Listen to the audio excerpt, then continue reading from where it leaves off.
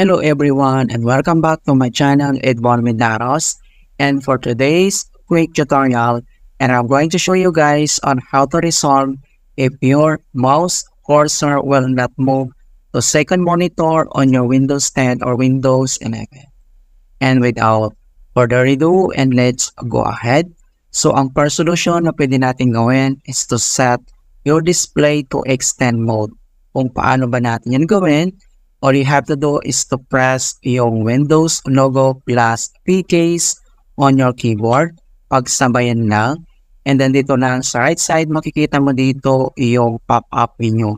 So ang gagawin natin dito ay kailangan mo lang select dito yung extend options. Click mo lang yan. And then if you have a multiple monitors on here, it should be able to be visible on the next page again. If it's still not working right, so ang gagawin natin ulit ay press mo lang yung Windows logo plus P keys on your keyboard. And then dito sa right side ay pop up itong kanyang menu. And then ang next step natin dito ay kailangan mo lang select dito yung other options para ma-resolve yung problem. So meron ditong AC screen only, duplicate, or yung second screen only.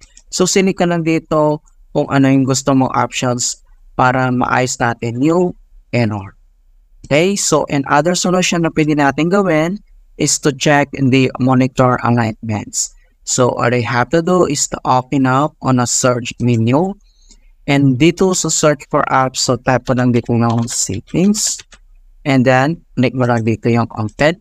So dito lang sa left side menu, so kailangan mo lang select dito yung system. And dito lang sa right side, makikita mo dito yung display, yung pinakauna lang. So kailangan mo lang i-click yung display. And then dito sa display settings, ang next step ay, under dito sa skill and layout, kailangan mo lang select dito yung multiple display. Okay, so click lang natin yan. And then kailangan lang natin itong i-identify. So mayroon ditong dalawang options. Makikita mo dito yung remember window locations based on monitor connections. And the other one is to minimize windows when a monitor is disconnected. So kailangan mo lang i-check itong dalawang box. So okay, so kailangan check itong dalawang box.